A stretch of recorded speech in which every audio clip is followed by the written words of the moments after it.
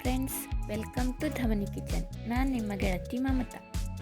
ನಾನಿವತ್ತು ಒಂದು ಟ್ರೆಡಿಷ್ನಲ್ ರೆಸಿಪಿಯೊಂದಿಗೆ ಬಂದಿದ್ದೇನೆ. ಅದೇನೆಂದರೆ ಎರಿಯಪ್ಪ. ಹೌದು, ಇದು ಮಲೆನಾಡಿನ ಒಂದು ಸಾಂಪ್ರದಾಯಿಕ ಸಿಹಿ ತಿಂಡಿ.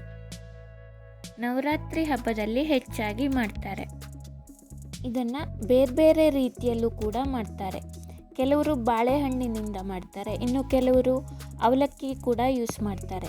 ನಾನಿಲ್ಲಿ ಇದನ್ನು ಮಂಗಳೂರು ಸೌತೆಕಾಯಿ ಯೂಸ್ ಮಾಡಿದ್ದೀನಿ. ಬನ್ನಿ ಹೇಗೆ ಮಾಡೋದು ಅಂತ ನೋಡ್ಕೊಂಡು ಬರೋಣ. ಮೊದಲಿಗೆ 1 ಕಪ್ನಷ್ಟು ಅಕ್ಕಿಯನ್ನು ನೀರಿನಲ್ಲಿ 2-3 ಸಲ ಚೆನ್ನಾಗಿ ತೊಳೆದು 2-3 ತಾಸು ನೆನೆಸಬೇಕು. ನಾನಿಲ್ಲಿ ದೋಸೆ ಅಕ್ಕಿಯನ್ನು ಯೂಸ್ ಮಾಡ್ತಾಯಿದ್ದೀನಿ. ನೀವು ಸೋನಾ ಮಸೂರಿ ಅಕ್ಕಿಯನ್ನು ಕೂಡ ಯೂಸ್ ಮಾಡ್ಬೋದು. ಸ್ನೇಹಿತರೆ, ನೀವು ನನ್ನ ಚಾನಲ್ಗೆ ಹೊಸಬರಾಗಿದ್ದರೆ ಅಥವಾ ಇಲ್ಲಿವರೆಗೂ ಸಬ್ಸ್ಕ್ರೈಬ್ ಮಾಡಿಲ್ಲ ಅಂದರೆ ದಯವಿಟ್ಟು ಈಗಲೇ ಸಬ್ಸ್ಕ್ರೈಬ್ ಮಾಡಿ. ಪಕ್ಕದಲ್ಲಿರೋ ಬೆಲ್ ಐಕಾನನ್ನು ಪ್ರೆಸ್ ಮಾಡಿ ಆಲ್ ನೋಟಿಫಿಕೇಷನನ್ನು ಆನ್ ಮಾಡಿ. ಇದರಿಂದ ನಾನು ಅಪ್ಲೋಡ್ ಮಾಡೋ ಯಾವುದೇ ವಿಡಿಯೋ ಕೂಡ ನಿಮಗೆ ಮಿಸ್ ಆಗಲ್ಲ. ಅಕ್ಕಿ ಚೆನ್ನಾಗಿ ನೆನೆದ ಮೇಲೆ ಇದರಲ್ಲಿರೋ ಎಕ್ಸ್ಟ್ರಾ ನೀರನ್ನೆಲ್ಲ ತೆಗೆದುಬಿಡಿ. ನಾನು ಇದಕ್ಕೆ ಅರ್ಧ ಮಂಗಳೂರು ಸೌತೆಕಾಯಿ ಅಥವಾ ಮೊಗೆಕಾಯಿ ಅಂತಲೂ ಕರೀತಾರೆ, ಇದನ್ನು ಅರ್ಧ ಮಾತ್ರ ಯೂಸ್ ಮಾಡ್ತಾಯಿದ್ದೀನಿ. ಇದರ ಸಿಪ್ಪೆ ಮತ್ತು ಮಧ್ಯದಲ್ಲಿರೋ ತಿರುಳನ್ನು ತೆಗೆದು ಚಿಕ್ಕದಾಗಿ ಹೆಚ್ಚಿಟ್ಕೊಂಡಿದ್ದೀನಿ.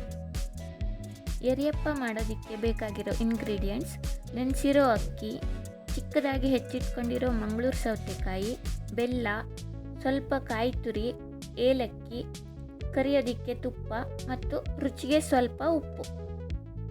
ಈಗ ಎಲ್ಲ ಇಂಗ್ರೀಡಿಯೆಂಟ್ಸನ್ನು ಒಂದೊಂದಾಗಿ ಮಿಕ್ಸಿ ಜಾರ್ಗೆ ಹಾಕಿ ನುಣ್ಣಗೆ ರುಬ್ಕೋಬೇಕು.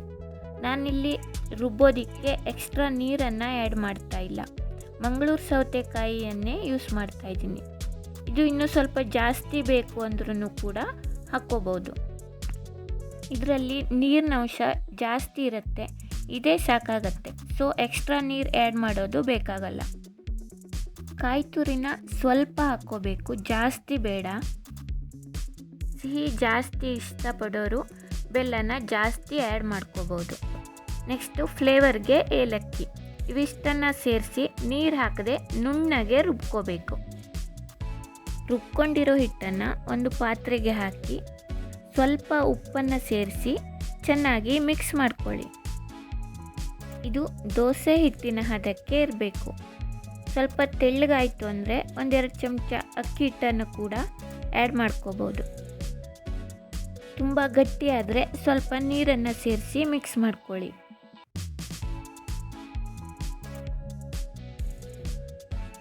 ನೆಕ್ಸ್ಟು ನಾನು ಇದನ್ನು ತುಪ್ಪದಲ್ಲಿ ಕರಿತಾ ಇದ್ದೀನಿ.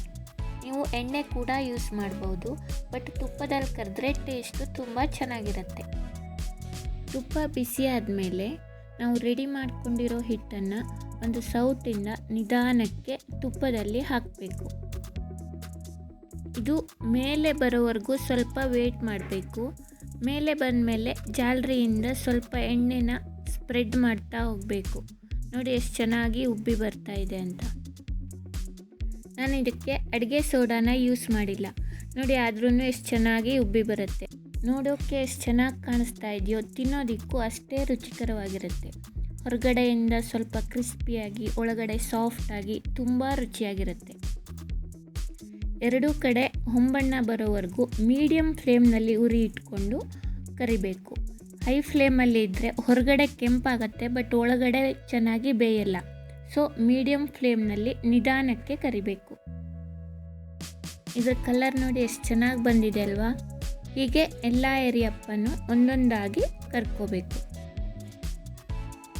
ಫ್ರೆಂಡ್ಸ್, ಈ ವಿಡಿಯೋ ನಿಮಗೆಲ್ಲ ಇಷ್ಟ ಆಗಿದೆ ಅನ್ಕೋತೀನಿ. ನಿಮಗೆ ಈ ವಿಡಿಯೋ ಇಷ್ಟವಾದಲ್ಲಿ ದಯವಿಟ್ಟು ಲೈಕ್ ಮಾಡಿ, ಶೇರ್ ಮಾಡಿ, ನಿಮ್ಮ ಅನಿಸಿಕೆ ಅಭಿಪ್ರಾಯಗಳನ್ನು ಕಮೆಂಟ್ ಮಾಡಿ. ಮುಂದಿನ ವಿಡಿಯೋದಲ್ಲಿ ಇನ್ನೊಂದು ಸೂಪರ್ ರೆಸಿಪಿಯೊಂದಿಗೆ ಬರ್ತೀನಿ. ಅಲ್ಲಿವರೆಗೂ take care, bye. Meet you in the next video.